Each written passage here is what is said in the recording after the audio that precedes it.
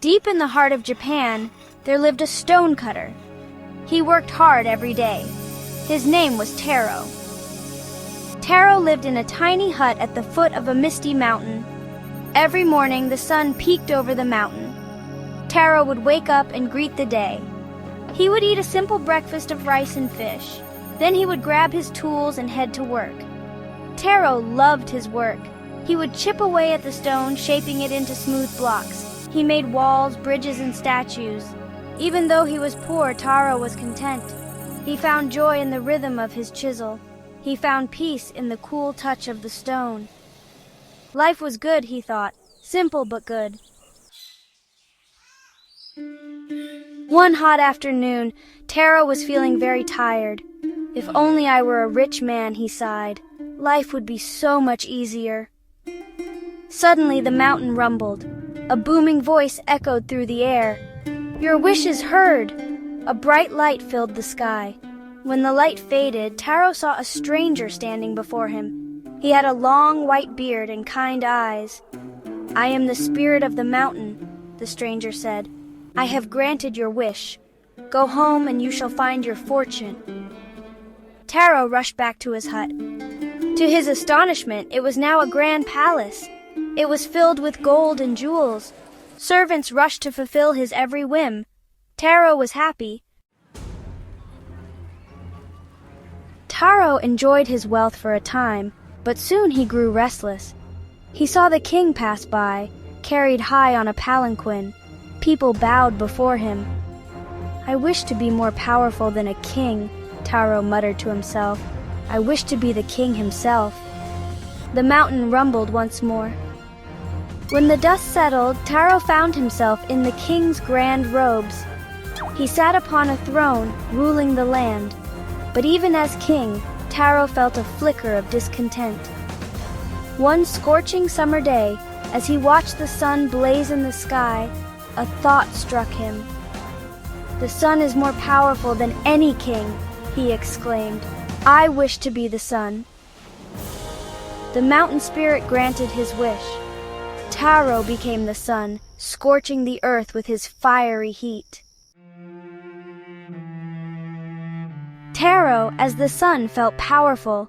He bathed the world in his golden light, but soon he realized even the sun was not all-powerful. He saw large gray clouds drifting across the sky, hiding his light. "Those clouds are stronger than me," he thought. "They can block me out completely." And so, Taro wished to become a cloud. The mountain spirit granted his wish.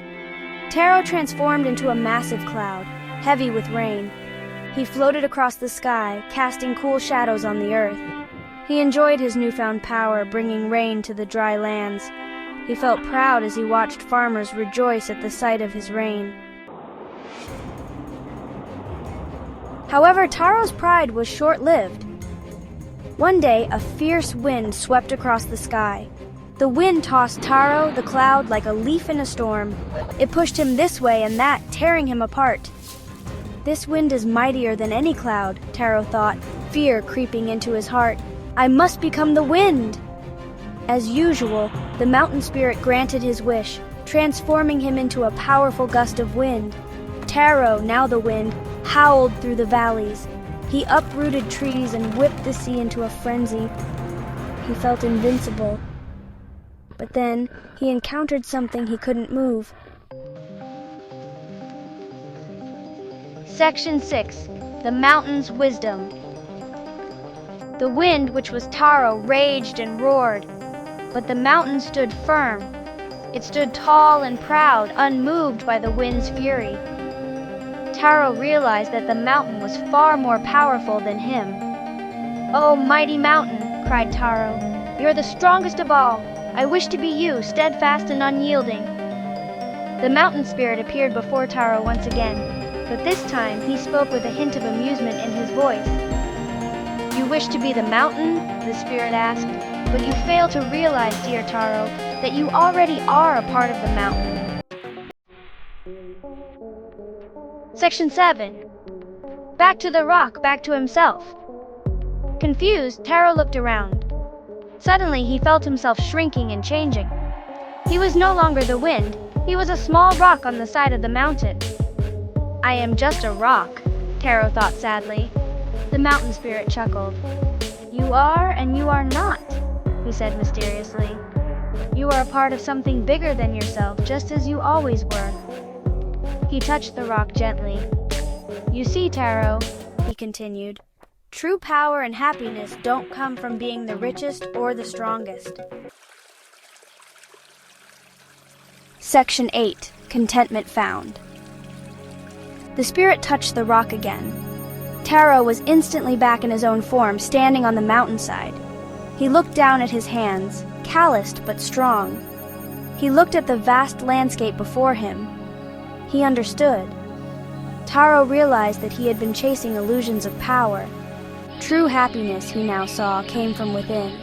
It came from accepting who you are and finding joy in your own life. He bowed his head to the mountain spirit. Thank you, he whispered, for showing me the truth. With a gentle smile, the spirit vanished. Section 9. The True Measure of Happiness.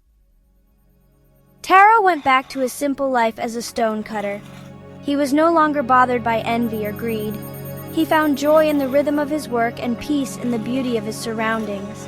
He lived a long and happy life, content with who he was. And the mountain?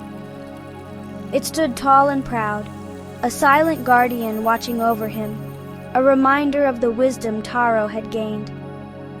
The stonecutter's tale became a legend. It reminded people that true happiness wasn't about power or riches. It was about finding contentment in oneself and appreciating the simple joys of life.